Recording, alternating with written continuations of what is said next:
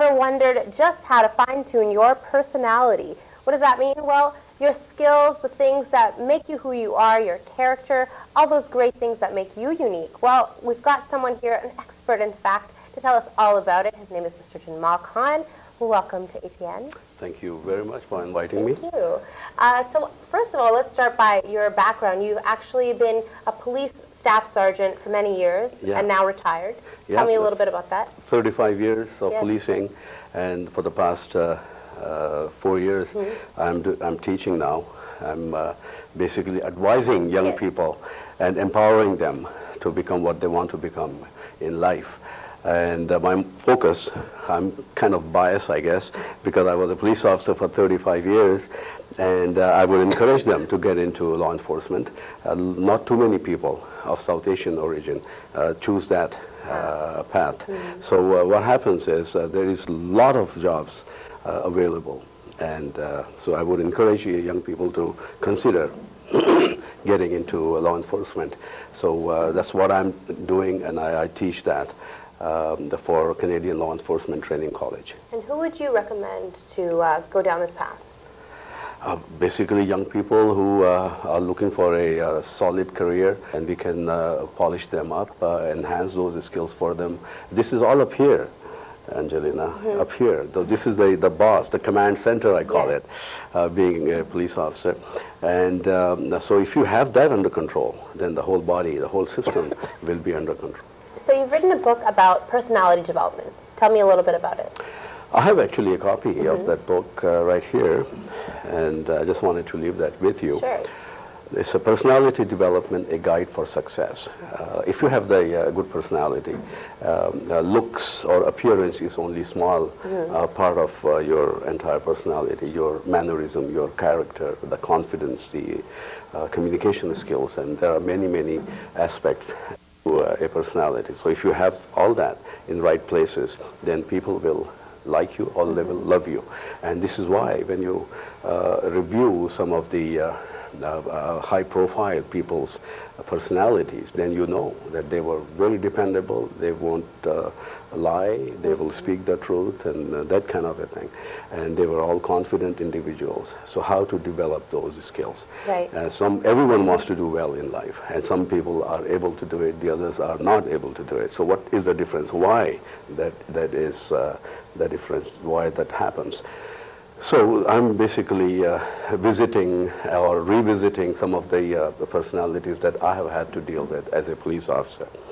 And because I did 35 years of policing in Toronto, in the GTA, because when I first came on, there were not very many South Asians. I was one of the first ones, actually.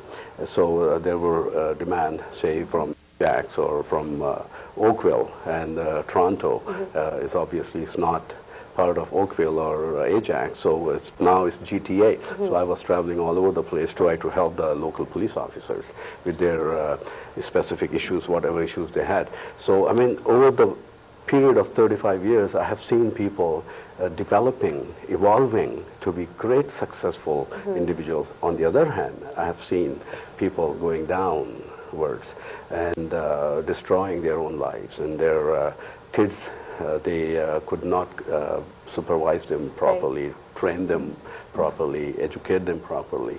As a result, now they are suffering and they cry their eyes out. And I wish I had spent more time with my family. So that kind of attitude they have now, but it's kind of late. So do you think a parent can control that, actually, like the way their child turns out? Yes. Oh, yes.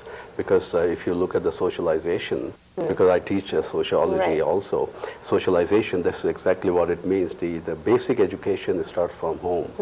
And then, of course, the school and the friends, the relatives and all that you hang around with. You pick up all these things from them. It's learned behavior. Exactly. It can be unlearned if you feel that some of the things that you have are not really desired by people, because they are always talking behind your back, that this, she's that way, he's that way. Then you start to realize that maybe you need to change. And you be the judge of your own character. That's all I say, because I'm not with you 24 hours a day, and you are with yourself for 24 hours a day. So if you feel there is a need to change, There is need to improve.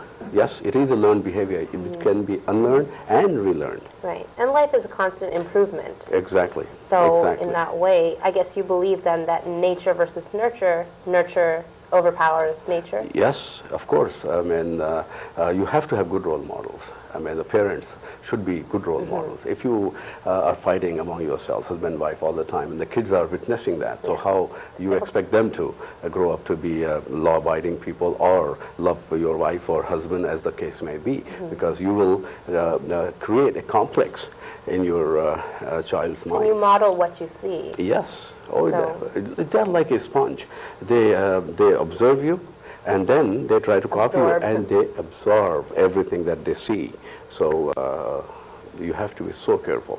So to our parents out there watching, I know we have many parents who are probably watching right now, what advice can you give them how to be aware of what's happening with their child? I mean, it's not always as easy. I mean, sitting here, we can talk about it very easily, but for a parent at home whose child may be headed down the wrong path, what can they do to help? Basically, you need to communicate with your children. Find out exactly what kind of friends they have, what kind of environment that the kid is being brought up in. Right. And in the back pages of my book, actually, 2 or 3 pages, I have given a list, a checklist for parents who, to do their parenting responsibilities. So these are certain things that you need to do. You need to be aware whom your kids are hanging around with, whom they are going out with. And nowadays, the internet, the cell phones, whom are they talking to? Strangers, you know, who are these people? What kind of websites they are visiting? These are some of the things, and you go, drop by the school, you know, talk to the teachers to see how their kids are doing, look at their report card, and suppose if they're not doing so well, so why? What is the reason? Maybe their interest is somewhere else. This is why they're not focusing on their education. You see, these are some of the things that you need to, and they give you hints as to what is troubling your kid. Because kids are brilliant. You know, all you need to do is just spend time with them, develop their brains and their mind, and they will turn out to be excellent people. And you need to focus on their spirituality also, the character building. And yes, I agree that we need to give them the academic education, but at the same time we need to provide spiritual education, because when they turn out to be good people, they will have goodness in their heart, and that will show eventually to the employer when the person goes to for the interview for the job.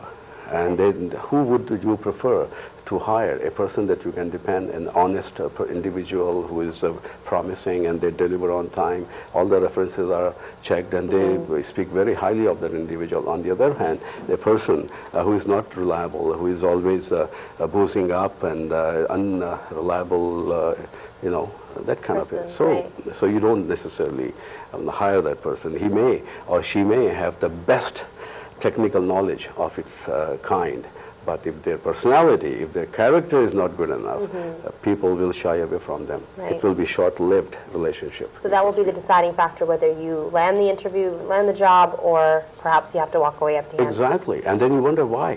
What's the problem? So you need to develop some of these skills. Well, we'll talk more about parenting tips and interview tips coming up, so stay with us right here on ATM.